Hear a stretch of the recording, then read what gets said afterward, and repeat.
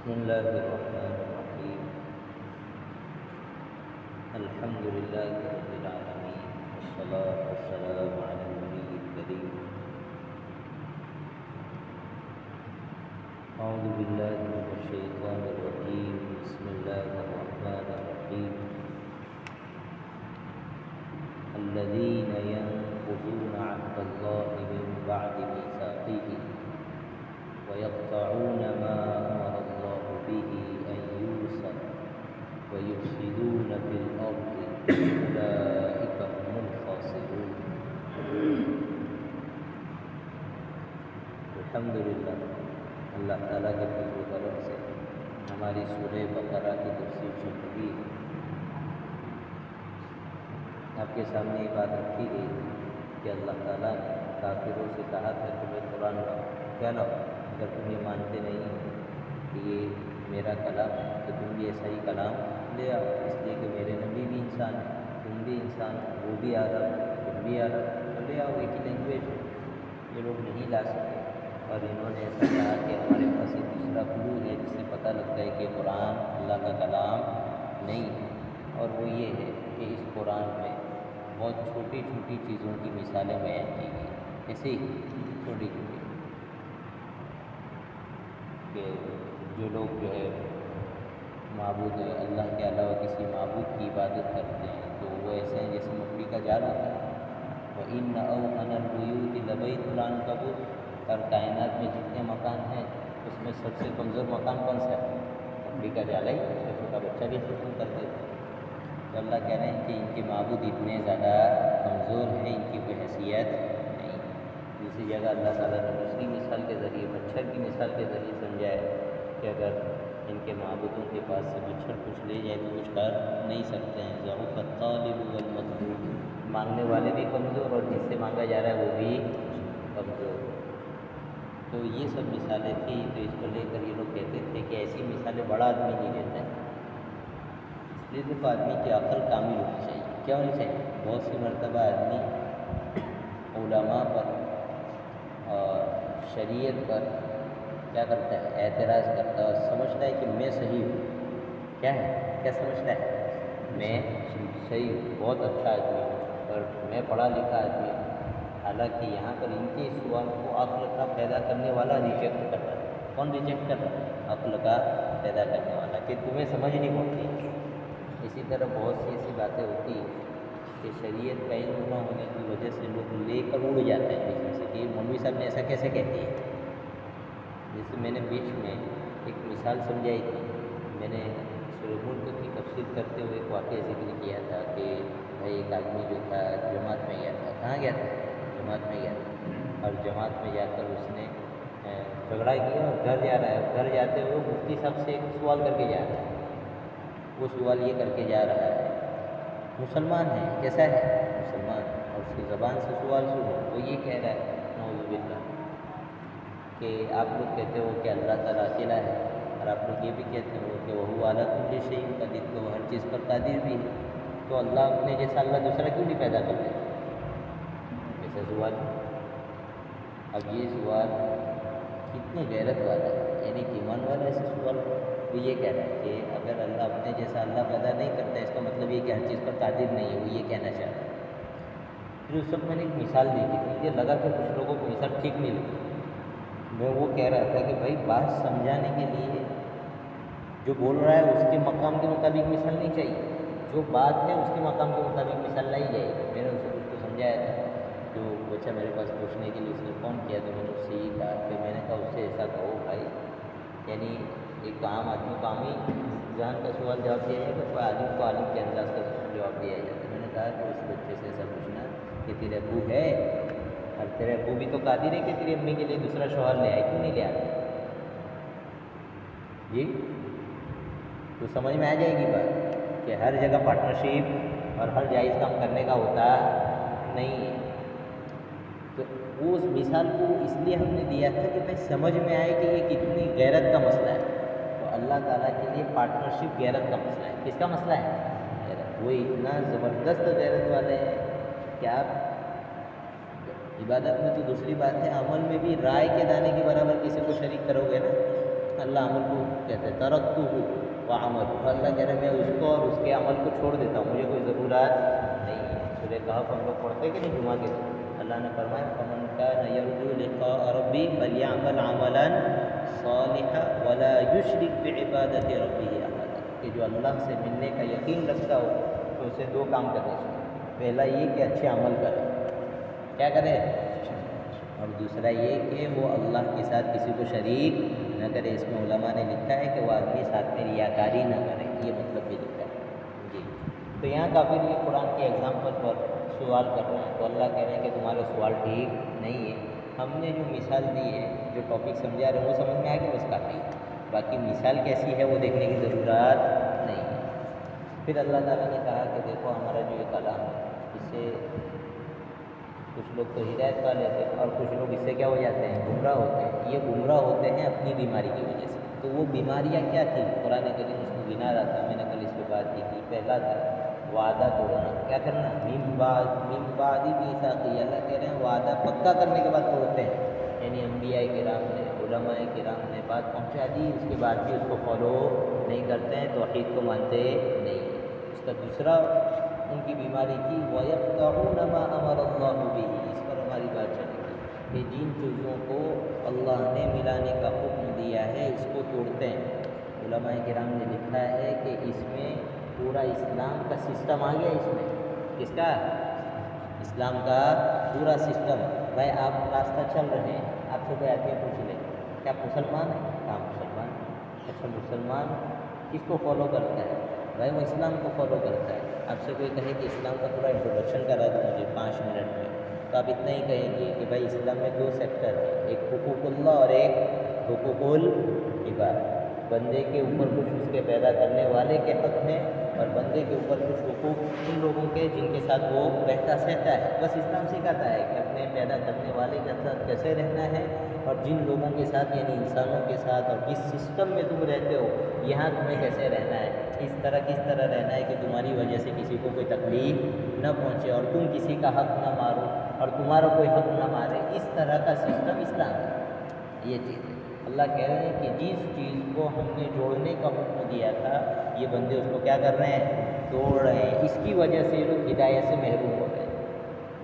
اور اس کا نتیجہ کیا ہوگا، اللہ کہہ رہے ہیں وَيُفْسِدُونَ فِي الْأَرْضِ، یہ تو کافروں کے بارے میں ہے، وَيَقْطَعُونَ مَا أَمَرَ اللَّهُ بِهِ، کہ جس چیز کو اللہ نے توڑنے کا حکم دیا تھا اس کو توڑتے ہیں، مطلب یہ کرنے کہا تھا نبیوں سے ملو اور نبیوں سے تعلق پیدا کرو اور ہدایت حاصل کرو، لیکن یہ مکہ کے کافر اور مدینہ کے یہودی حضور اکرم صلی اللہ علیہ وسلم کے ساتھ رابطہ رکھتے نہیں ہیں، بلکہ کیا کر رہے ہیں، دشمنی کر رہے ہیں، صحابہ کرام کے ساتھ دشمنی کر رہے ہیں۔ اسی سے بات یہ سمجھنی چاہیے کہ عام مسلمانوں کو حکم ہے کہ بھائی علماء سے رابطے میں رہے اپنے دین کی سلامتی کے لیے، کس کے لیے، دنیا کے لیے نہیں کہہ رہے ہیں کہ آپ جو ہے مولوی صاحب کا بھلا کر دو جا کر، اس لیے نہیں، لیکن اپنے دین کی سلامتی کے لیے تمہیں کس سے رابطہ رکھنا چاہیے، علماء کرام سے۔ لہذا مارکیٹ میں جو لوگ کوشش کرتے ہیں دین کی بنیاد پر کہہ رہا ہوں علماء سے دور کرنے کی، کس کی بیس پر، دین کی بنیاد پر گمراہ کرنے کا مطلب یہ ہے کہ دین کی چیزوں کو پیش کر کے علماء کے بارے میں بدگمان کرتے ہیں۔ یہ بھی یہ انگریز کے بچے ہیں نا، ان کی ایک کوشش ہے کہ بھائی امت کو کس سے کاٹ دے ہوئے، علماء سے کاٹ دے ہوئے۔ تو اس کے لیے آپ کو روزانہ مارکیٹ میں نئے نئے لیکچرار ملتے رہیں گے، آپ کو نئے نئے انداز میں یہ سمجھانے کے لیے کہ بھائی قرآن پر اور حدیث پر کسی کا کیا نہیں ہے، قبضہ نہیں، کسی کے باپ کی جاگیر نہیں ہے، تمہارے اللہ نے اتارا جا کے پڑھ لو، نہیں سمجھ میں آ رہا ہے۔ یہ ایسا ہی ہے جیسے ہر راہ چلتے آدمی کو ملک کا سنویدھان دے دیا جا کے لے پڑھ لے اور جا کر سیدھا وکالت کر لے کورٹ میں، کر لے گا جی، جج چلائے گا اس کو، نہیں چلائے گا بھائی، یا تو اس میں خود اپنی ذاتی صلاحیت اتنی ہو کہ وہ کیا کر سکے، قانون کے مطابق گفتگو کر سکے، نہیں کر سکتا ہے تو جج ریجیکٹ کر دے گا اس کو۔ اسی طرح جو ہے ہم لوگ ایک جگہ سفر میں تھے، کچھ لوگ اسی طرح بیٹھ کر تفسیر کرنے لگے، کیونکہ عالم کی ذمہ داری ہے کہ کہاں دین پر ڈاکے پڑ رہے ہیں اس کی نگاہ ہونی چاہیے۔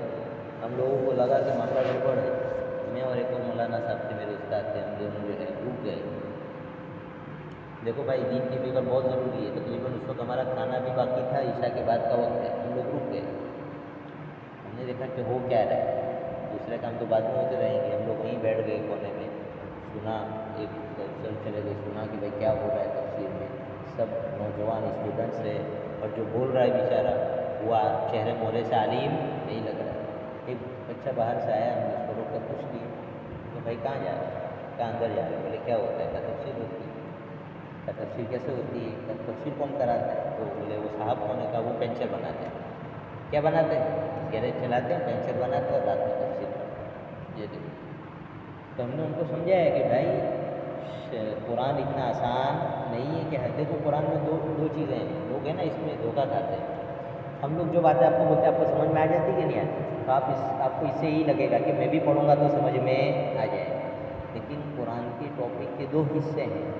ایک کا تعلق ہے تذکر سے، یعنی عبرت حاصل کرنا، کیا کرنا؟ عبرت حاصل کرنا، اور ایک کا تعلق ہے تدبر سے۔ اس تدبر سے اسلامک لا نکلتا ہے۔ کیا نکلتا ہے؟ Islamic law. یہاں بڑے بڑوں کے فتنے پانی ہو جاتے ہیں۔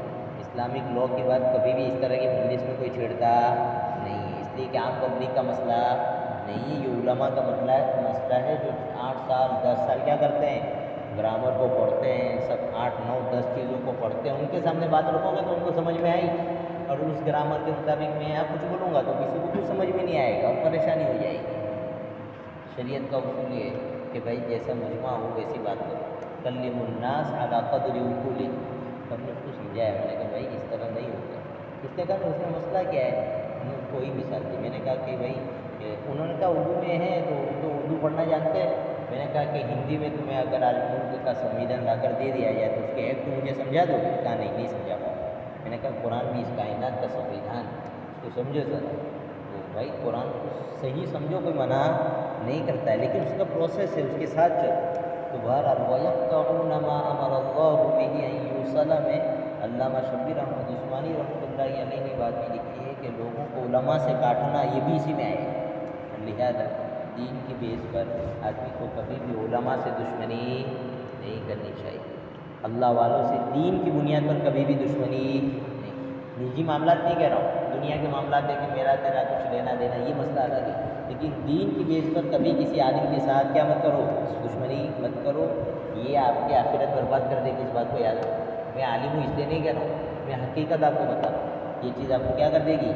کہ آخرت کو برباد کر دے گی۔ مولانا رشید احمد گنگوہی رحمۃ اللہ علیہ بہت چھوٹے یہ بزرگ تھے، کہتے تھے کہ جو لوگ علماء کو گالی دیتے ہیں جاؤ ان کی قبر جا کر دیکھ لو، قبر میں جاتے ہی ان کا چہرہ قبر سے قبلے سے پھرا دیا جاتا ہے۔ یہ غیرت کی بات ہے۔ کس کی بات ہے؟ غیرت کی بات ہے۔ اس لیے کہ ہم لوگ ایسا سمجھتے ہیں، کچھ چیزیں ہوتی ہیں نا مارکیٹ میں دور کرنے کے لیے، جب کوئی چیز آئے گی تو پھر اس کی فضیلت بیان کی ہے۔ عام حالات ہوتے تو ہم تمہیں نہیں بتاتے کہ عالم کون ہوتا ہے، اس کی کیا قربانی ہوتی ہے، لیکن جب حالات ایسے ہوتے ہیں کہ لوگ ایسا سمجھنے لگے کہ بس یہ 4 روٹی کھا کر بیچارے جو ہے ہماری روٹی پر پڑ رہے ہیں، ان کا دماغ درست کرنا ضروری ہے جو لوگوں نے خراب کیا ہے۔ اچھے آدمی بھلے آدمی کا دماغ خراب کر دیا جائے تو اس کو بتانا ضروری ہے۔ ہم لوگ بھائی رات کو آرام سے سو جاتے ہیں، سو جاتے کہ نہیں سو جاتے؟ عالم کلاس والے رات کے 1:30 اور 2 بجے تک پڑھتے ہیں، کتنے بجے تک؟ اور آپ کو ہم لوگ تو عام گھروں میں کھا پی کر شام سے پڑھتے ہیں اور سوتے ہیں، اور رات کو 1:30 2 بجے جب پڑھ رہے ہوتے ہیں تو ان کے پاس بھوک لگنے کے بعد کھانے کا کوئی سسٹم ہوتا؟ بولو نے نہیں۔ پھر وہ جب پڑھ کر رکھیں گے اس کے بعد وہ جو ہے نا 2 رکعت نماز پڑھیں گے، اللہ کے سامنے دعائیں کریں گے۔ بتاؤ کہ ایسی جوانی ہم کہاں سے لائیں گے؟ کہاں سے لائیں گے ایسی جوانی؟ نہیں سمجھتے ہم لوگ ایسا۔ تو وہاں مولسا باغ جمعہ کے دن بیان بھی ہوتا ہے کہ نہیں ہوتا ہے؟ ہم لوگ کیا سمجھتے ہیں مولسا باغ بیان کر کے چلے گئے، اس کے پیچھے اس کی بہت ساری قربانی ہوتی ہے بھائی۔ ہفتے کا 1 دن ہوتا ہے، آپ کو مل جائے 1 دن کوئی مانگ لے تو غصہ آ جائے گا، اور وہ بندہ اپنے سب کام آگے پیچھے نکال کر 2 گھنٹے اسٹڈی کرے گا آپ کے لیے۔ کتنے گھنٹے؟ 2 گھنٹے کم سے کم اسٹڈی کرے گا، پڑھے گا، کہاں کون سی بات کہنی ہے کون سی نہیں کہنی ہے، اس کے بعد آ کر تیاری کر کے آئے گا۔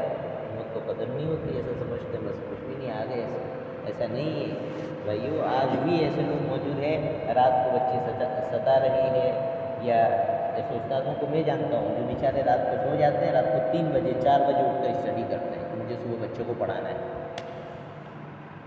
صرف اخلاص کی بنیاد پر مدرسوں کی گاڑی چلتی ہے، اس بات کو یاد رکھو، صرف اخلاص، آخرت نہ ہو تو کسی کے کلیجے میں اللہ نے اتنا زور نہیں رکھا کہ وہ مدرسوں میں بیٹھا رہے، صرف آخرت ہے کہ اس کی وجہ سے بیٹھے رہتے ہیں کہ بھائی چلو چلے۔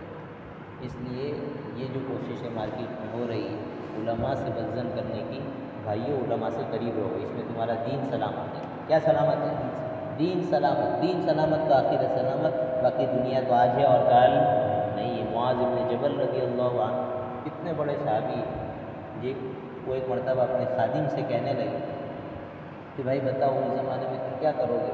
خدمت کرنے والا ہوتا ہے تو اس کی فکر بھی ہوتی ہے، کہ اس زمانے میں تم کیا کرو گے جب جتنے گمراہ لوگ ہیں سب قرآن کو کوٹ کر رہے ہوں گے اور قرآن سے ہی باتیں سنا رہے ہوں گے، تو تم فیصلہ کیسے کرو گے کہ حق پر کون ہے اور غلط راستے پر کون ہے؟ وہ تو ٹینشن میں آ گئے کہ حضرت میں تو پھر کیسے فیصلہ کروں گا؟ تو کہا کہ علماء کا بڑا گروہ اور جماعت جس طرف ہو اس طرف ہو جانا، اللہ تعالیٰ علماء کی بڑی جماعت کو کبھی گمراہی پر جمع نہیں کرتے، اس امت کی پورے بڑے طبقے کو کبھی گمراہی پر اللہ جمع، اس لیے وَيَقْطَعُونَ مَا أَمَرَ اللَّهُ میں یہ بات بھی ہے کہ جو کوششیں ہو رہی ہے یوٹیوب کی لائن سے، فیس بک کی لائن سے، کوئی بھی کل کو اٹھ کر جو ہے کچھ بھی وقت دیتا ہے، بھائیوں علماء سے قریب ہو، اگر اپنا اسلام بچانا چاہتے ہو تو قریب ہو، باقی کسی کو کوئی غرض نہیں ہے، کوئی کسی پھوٹی پھوڑی کے بھی کوئی کسی سے امید نہیں رکھتا ہے۔ وَمَا أَسْأَلُكُمْ عَلَيْهِ مِنْ أَجْرٍ، اللہ تعالیٰ کی ذات ہی سب کا کام چلانے والی ہے، لیکن علماء سے قریب رہو تاکہ تمہارا دین کیا رہے؟ سلامت رہے۔ نعم الامیر علی باب الفقیہ، بہترین آدمی وہ ہوتا ہے جو علماء کے دروازے سے چمٹا ہوا رہتا ہے۔ علماء سامنے سے تعلق نہیں بنائیں گے، اس بات کو بھی یاد رکھیں، علماء جب سامنے سے تعلق بنائیں گے تو اس میں دنیا آئے گی، کیا آئے گی؟ اور آپ جب چل کر آئیں گے اس میں ہمیشہ دین غالب رہے گا۔ کیا غالب رہے گا؟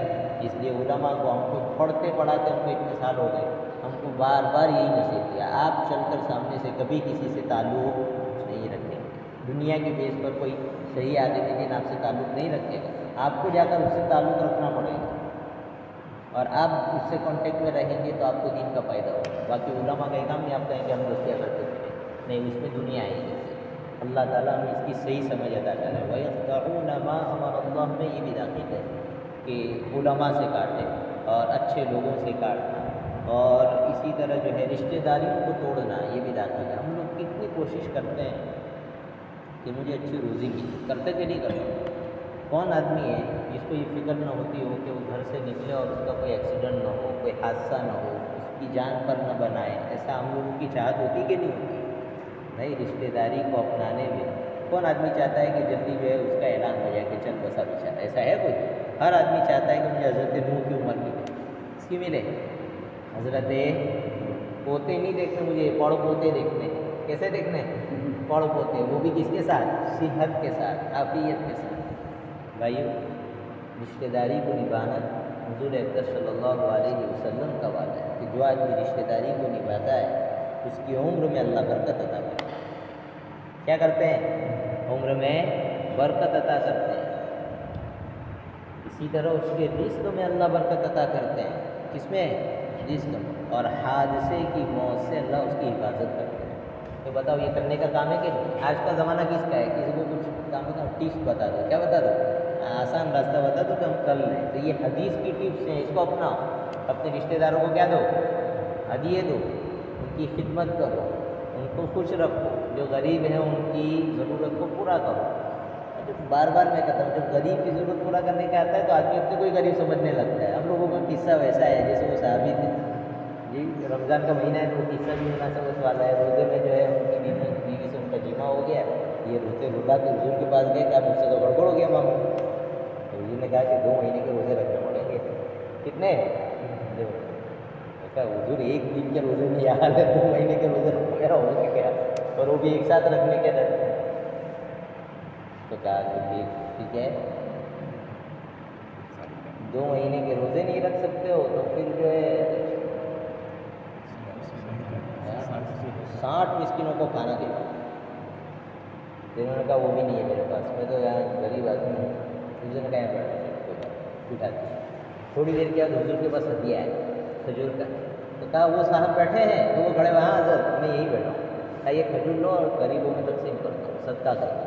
تو اس کو کہنے لگے کہ حضور مکہ کی، مدینہ کی، اس گھر سے لے کر اس گھر تک میرے علاوہ ہے کون اس کا مسلم؟ مجھے دے دو نا، بولتے ہیں بہت غریب آدمی ہے۔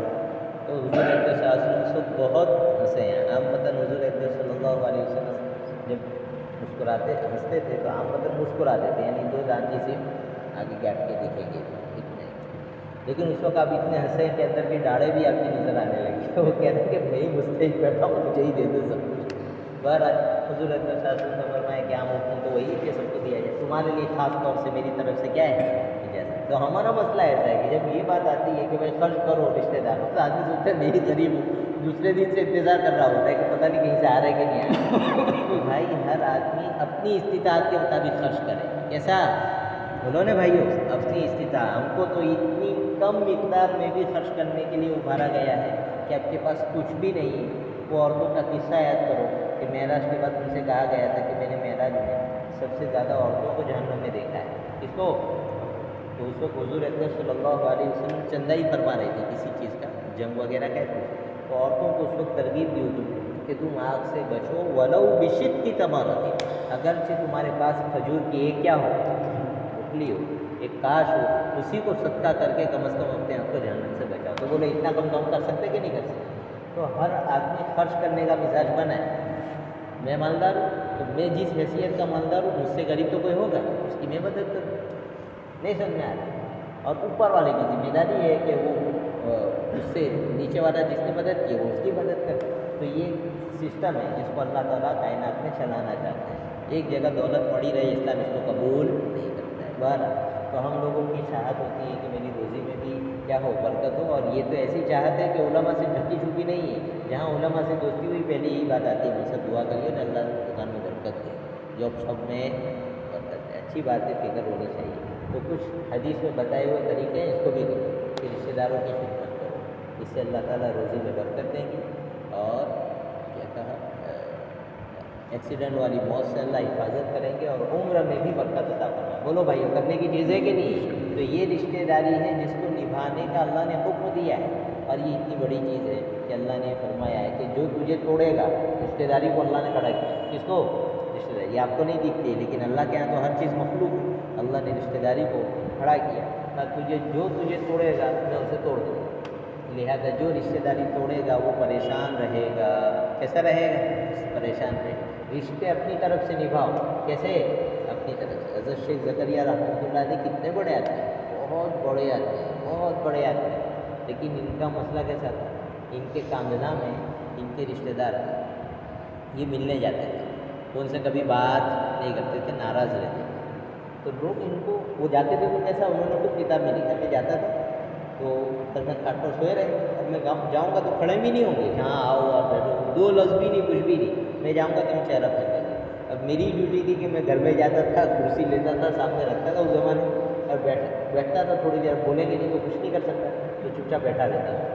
اب خاندان کا عالم، اور وہ بھی اتنا بڑا عالم، اور اتنے بڑے مدرسے میں پڑھا ہے، اس کی ایسی انسلٹ ہو تو کسی کو تھوڑی لگے، تو لوگ بہت ڈانٹتے تھے کہ تمہارا دماغ خراب ہو گیا ہے، بولے تم جاتے کیوں اس کے گھر پہ؟ تو وہ یہی کہتے تھے حضرت کہ میرا کام ہے رشتہ داری نبھانا۔ کیا کام ہے؟ رشتہ داری نبھانا۔ بس میرے بس میں اتنا ہے، میں جا کر بیٹھوں اور اس کے ساتھ اچھا معاملہ کروں، وہ بولے نہ بولے اس کا مسئلہ ہے، لیکن دیکھو بھائی اللہ کی شان کہ اس آدمی کو بعد میں آخری زمانے میں سمجھ آئے، تو وہی آدمی چل کر حضرت کے پاس گیا اور حضرت سے کہنے لگا حضرت میں آپ سے بیعت ہوں، رشتہ دار ہے، خاندان کا بڑا ہے، کہ حضرت میں آپ سے بیعت ہوں گا، آپ میری اصلاح کرو۔ تو آپ بتاؤ کہ یہی اگر پہلے دن کیا کر لیتے، رشتہ داری توڑ لیتے، تو یہ معاملہ ہوتا ہے؟ یہ چیز تو رشتہ داری نبھانے کا اس طرح ہمیں حکم دیا گیا ہے، لہذا رشتہ داری کو نبھاؤ ایک طرف سے۔ کیسے؟ یہ نہیں کہ بھائی چچا بہت اچھا معاملہ رکھ رہے ہیں تو ہم ان کے ساتھ بہت اچھا معاملہ رکھتے ہیں، یہ تو دونوں طرف سے ہم برابری کر رہے ہیں۔ کیا کر رہے ہیں؟ بولو نا، برابری کر رہے ہیں۔ اس طرح برابری کا حکم نہیں دیا گیا، ایسے تو ہم دوستوں کے ساتھ بھی کرتے ہیں۔ رشتہ داری یعنی رشتہ داری، رشتہ داری کا مطلب یہ ہے کہ ہر چیز کی لالچ کو چھوڑ کر صرف اللہ کے لیے رشتہ داری کو نبھاؤ، چاہے تمہیں نقصان نظر آتا ہے لیکن نبھاؤ، کوئی مسئلہ نہیں، وہ کچھ بھی کر رہے ہو تم اچھا سلوک کرو۔ یہ ہمیں حکم دیا گیا ہے، انشاءاللہ اس پر آپ کو آخرت میں اور دنیا میں بہت بڑا کیا ملے گا؟ ثواب ملے گا۔ یہ ہے وَيَقْطَعُونَ مَا أَمَرَ اللَّهُ بِهِ أَن يُوصَلَ میں اس رشتہ داری کو علماء نے کیا کیا ہے؟ شامل کیا ہے۔ جو اس کو توڑے گا وَيُفْسِدُونَ فِي الْأَرْضِ، تو وہ زمین میں فساد مچانے والے ہوگا، مطلب یہ کہ خاندان کے خاندان ٹوٹیں گے اور خود جو ہے لاٹھیاں چلے گی، پھر جھگڑے ہوں گے موقع موقع سے، لہذا ان سب چیزوں کو سمجھیں۔ اگر اللہ تعالیٰ آگے فرما رہے ہیں وَيُفْسِدُونَ فِي الْأَرْضِ، یہ لوگ زمین میں فساد مچاتے ہیں. کافر لوگ کیا کرتے تھے؟ کافر لوگ یہودیوں کے بارے میں یہ لوگ کیا کرتے تھے کہ جو کافر تھے ان کو جا کر ورگلاتے تھے. مسلمان ہیں نا، ایسے موقع پر رہتے ہیں ان کو مارنے کا خوب وہ ان کی ویک پوائنٹ ان کو جا کر بتا دیتے تھے کہ ان کو مارو، ان کو پریشان کرو. ماحول بناتے تھے مسلمانوں کے خلاف، علماء کے خلاف، صلحاء کے خلاف، اور ان کے عیب نکالتے تھے اپنی طرف سے کہ یہ عیب ہے یہ عیب ہے، اور جا کر ایسا ماحول کریٹ کرتے تھے کہ ان کے خلاف کیا بن جائے، فضا بن جائے.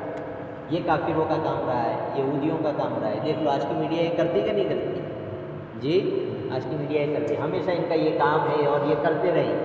اور ہمیں کیا کرنا ہے؟ ہمیں اپنا اپنا کام کرتے رہنا ہے. ان کے بارے میں تو اللہ نے کہہ دیا ہے اولئک هم الخاسرون، یہ تو ناکام ہو گئے. کیا ہو گئے؟ اور یہ آج کے جو مزے ہیں یہ کتنے دن کے ہیں؟ بولا نا، کیا یہاں اس زمین پر فرعون نے کبھی حکومت نہیں کی؟ جی کبھی دجال، کبھی جو ہے ابو جہل کی حکومت نہیں رہی ہے. اس کا سماج میں چلتا تھا کہ نہیں سب کچھ؟ اس ملک میں مسلمانوں نے بھی حکومت کی.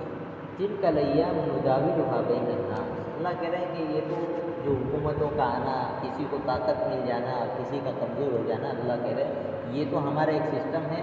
یہ دن ہم بدلتے رہتے ہیں، دن ہمیشہ ایک جیسے بولو نہیں رہتے ہیں. کبھی اسی ملک میں 800 سال تک جب مسلمان حکومت کر رہے تھے تب کسی نے سوچا بھی نہیں تھا کہ ایسے حالات بولو آئیں. لیکن آ گئے کہ نہیں آ گئے؟ اب کوئی یہ سوچ بھی نہیں سکتا ہے کہ یہ ملک بدل کر کبھی اسلام کے لیے سب سے زیادہ موافق ہو جائے گا، کوئی نہیں سوچتا ہے، لیکن اللہ کر دے گا. اللہ کے لیے کوئی چیز مشکل نہیں ہے. وَمَا ذَلِكَ عَلَى اللَّهِ بِعَزِيزٍ. جو لوگ مکہ کے حالات میں صرف اسلام کے اوپر جو حالات آئے اس کی وجہ سے پیچھے ہٹ گئے، وہ نقصان میں رہ گئے. اور وہ صحابہ کامیاب ہو گئے جنہوں نے کیا کر لیا؟ سودا کر لیا کہ بھائی چلو جان جائے، مال جائے، دولت جائے، خزانہ جائے یا خاندان جائے، کوئی ٹینشن نہیں، ہم تو کس کا دامن پکڑ کر رکھیں گے؟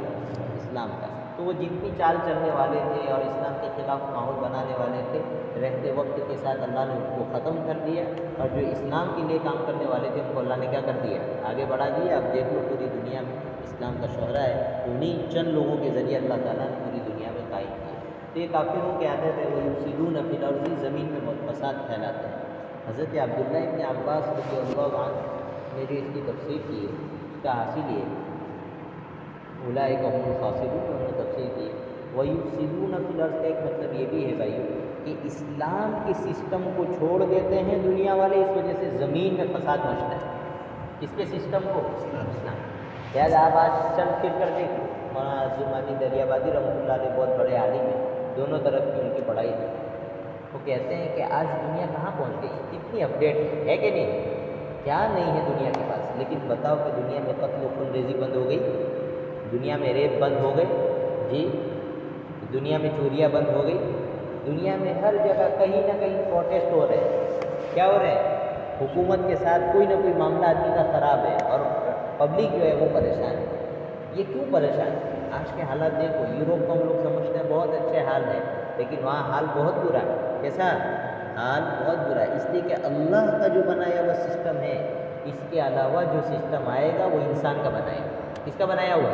اور انسان دوسرے انسانوں کی تمام ضرورتوں کو سمجھ نہیں سکتے. وہ ایک علاقے کے مطابق قانون بنا سکتا ہے. کس کے مطابق؟ ایک انسان جب قانون بنائے گا تو وہ جس ماحول میں رہتا ہے، جس سماج میں رہتا ہے، اس سماج کا اور اس علاقے کا اس کی دماغ پر کیا رہے گا؟ اثر رہے گا. اور ایک علاقے کے جو ریتی رواج ہے اور رہنی کرنی ہے، ضرورت ہے، وہ ضروری نہیں ہے کہ دوسرے علاقے میں اپلائی. وہاں کی ضرورتیں الگ ہو سکتی ہیں. لہذا اس دنیا میں انسان کا بنایا ہوا قانون نہیں ہے. وہ جب بھی آئے گا تو دنیا میں فساد پھیلائے گا. اور اللہ کا بنایا ہوا قانون جب بھی دنیا میں آئے گا اسلام کی حیثیت سے، میں مسلمان حکومت نہیں کہہ رہا ہوں، میں کیا کہہ رہا ہوں؟ اسلام کا بنایا ہوا قانون جہاں پر بھی چلے گا وہاں ہر ایک آدمی کو اس کا حق مل جائے گا، سکون ہو، عافیت ہو. یہ اسلام کی خصوصیت ہے کہ حضرت عمر رضی اللہ عنہ جو ہے تقریر کر رہے ہیں اور کھڑے ہو کر کوئی آدمی ان کو کیا کہہ دے، پوچھ لیں کہ بتاؤ کہ تم نے 2 چادریں کیسے پہنی.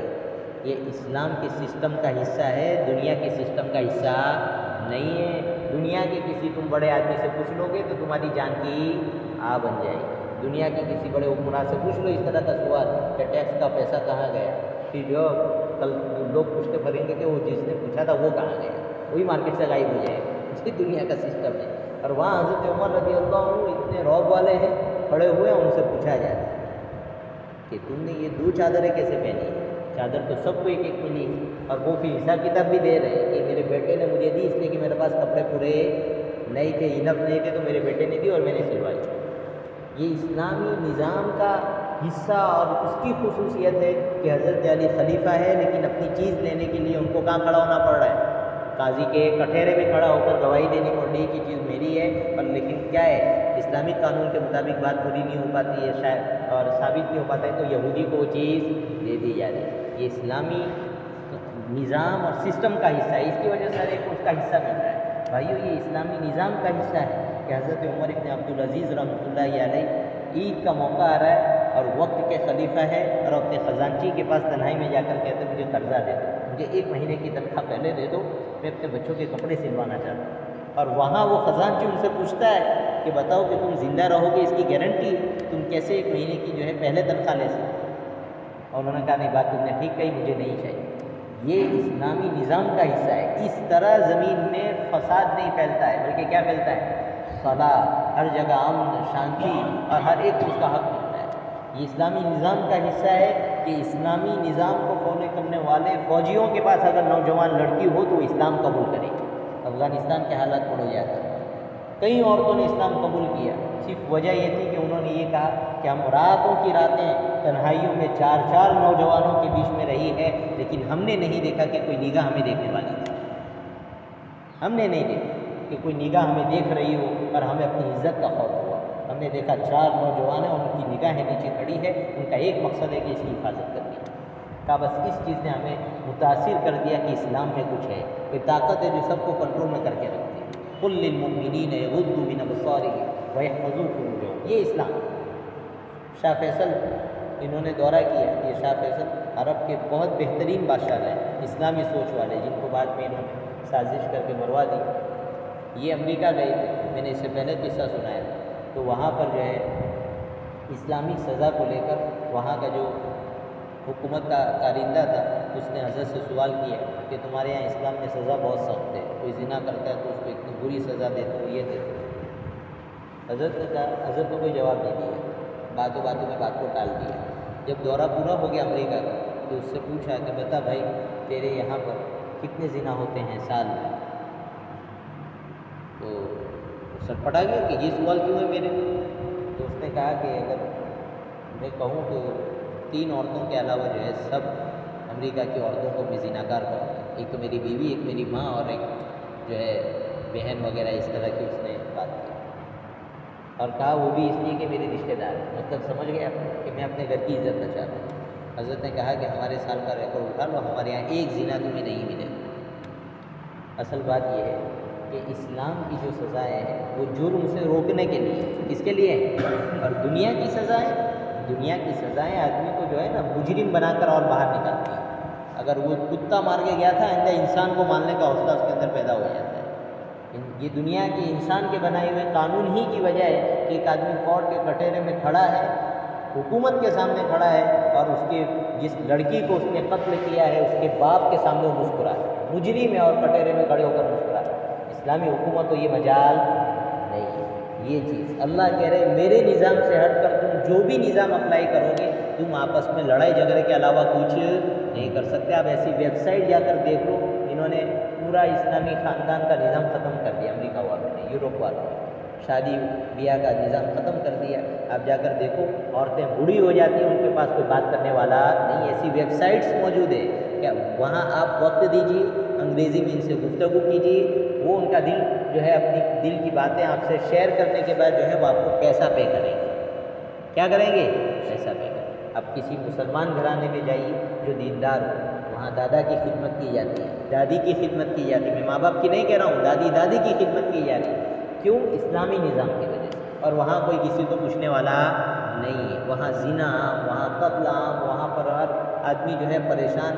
ہم لوگ سمجھ لیتے ہیں کہ دنیا کی دولت آ گئی، اچھا گھر آ گیا تو ہم اس کو سکون سمجھتے ہیں، نہیں، یہ بات نہیں ہے۔ سکون الگ چیز ہوتی ہے۔ سکون کیا ہوتی ہے؟ الگ چیز۔ زندگی کو انجوائے کرنا ایک الگ چیز ہے، وہ اللہ کے بنائے ہوئے نظام ہی میں اللہ نے رکھی۔ تو اللہ یہ کہہ رہے ہیں وَيُفْسِدُونَ فِي الْأَرْضِ، جو لوگ اسلام کے علاوہ کسی بھی سسٹم پر چلیں گے اس کا حاصل نکلے گا، زمین میں فساد مچے گا۔ کیا مچے گا؟ کوئی کسی کے حق ادا نہیں کرے گا۔ لہذا اسلامی سماج میں بھی ہم اچھی طرح یاد رکھیں کہ ہمیں والدین کے جو حقوق اللہ اور اس کے رسول نے سکھائے، بیوی کے جو حقوق اللہ اور اس کے رسول نے سکھائے، پڑوسی کے جو حقوق اللہ اور اس کے رسول نے سکھائے، اگر ہم اس کو فالو کرتے ہیں تو سماج میں چین شانتی رہے گی۔ اگر اس کو فالو نہیں کرتے ہیں تو روز صبح میں اٹھ کر جو ہے پڑوسی کے ساتھ تیری میری ہو رہی ہوگی۔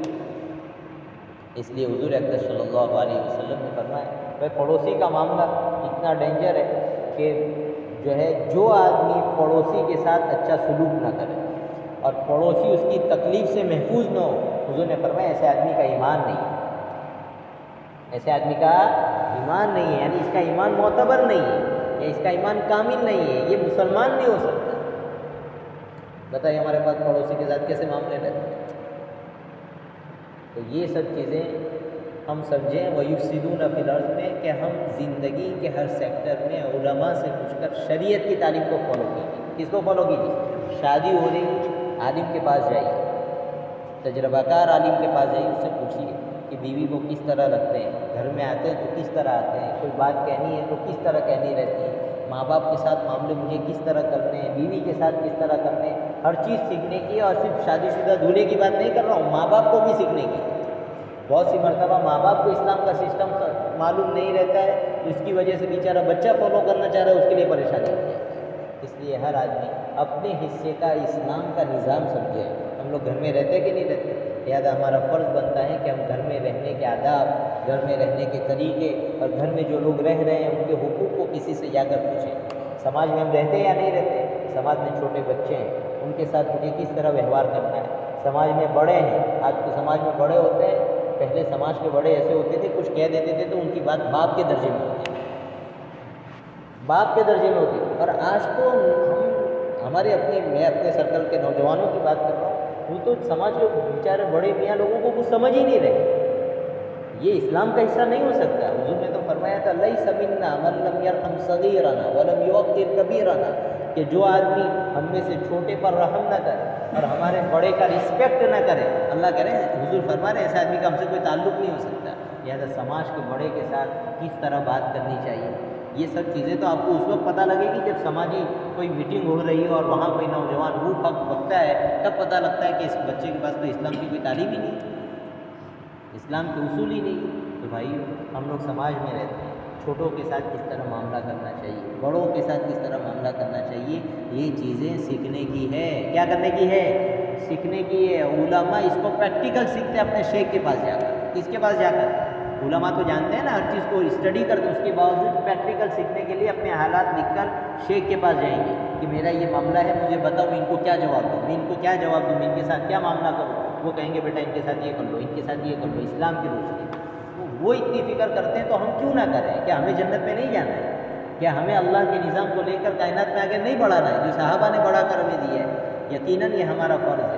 اس لیے اس کو سمجھیے کہ جو اللہ کا دیا ہوا نظام ہے اس کو فالو کیجیے۔ اللہ کہہ رہے ہیں ورنہ وَيُفْسِدُونَ فِي الْأَرْضِ، زمین میں کیا ہوں گے؟ لڑائی جھگڑے اور فساد ہی ہوگا۔ اللہ کہہ رہے ہیں اولئک هم الخاسرون، جو لوگ اللہ کے نظام کو چھوڑ رہے ہیں اور اوپر کی بیماریوں میں مبتلا، اللہ کہہ رہے ہیں یہ لوگ گھاٹے میں۔ کس میں ہیں؟ گھاٹے میں ہیں، یعنی نقصان میں۔ اللہ تعالیٰ ہماری حفاظت کرے۔